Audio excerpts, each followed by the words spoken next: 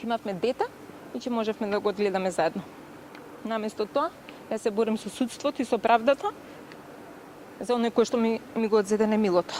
Никој не може да го врати Гоце или мојот претходен живот. Мојот живот е уништен. Затворска казна би била мала сатисфакција, емотивно пред камерите изјави Наташа Апостоловска Димитриевска, чиј сопруг загина во тешка сообраќајна несреќа пред 2 години. Раните кои никогаш нема да заздрават станаа уште поголеми, откако виновникот за загубениот живот на 32 годишниот Гоце Димитриевски доби само условна казна затвор од 2 години. Затворска казна. Тоа е најмалата сатисфакција која што можем да ја добиам во оваа фаза, во овој предмет. Никој не може да го врати животот на Гоца или мојот претходен живот.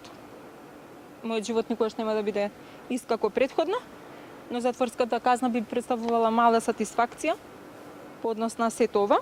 Во тешката сообраќајна несреќа Наташа покри сопругот го загуби и плодот од љубовта со Гоце. Во сообраќајката тогаш бремената Наташа остана без своето бебе. Апостоловска Димитриевска порачува дека и самото обвинителство постапило погрешно при квалификацијата на кривичното дело. Квалификацијата на делото што се води под небрежност, а не е со умисла, затоа што ова не може да биде небрежност, тоа е умисла, забрана за вртење во лево на таа раскрсница.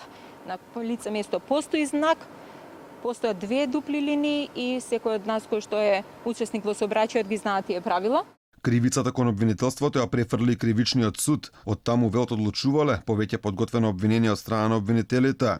Според фактите изнесени на јавна расправа, станува збор за кривично правен предмет за кој јавниот обвинител утврдил дека постојат сомневања за кривичното дело, тешки дела против безбедноста на луѓето и имотот во сообраќајот по член 300 став 4 во врска со член 297 став 3 во врска со став 1, односно сторено од небрежност, а не со умисла.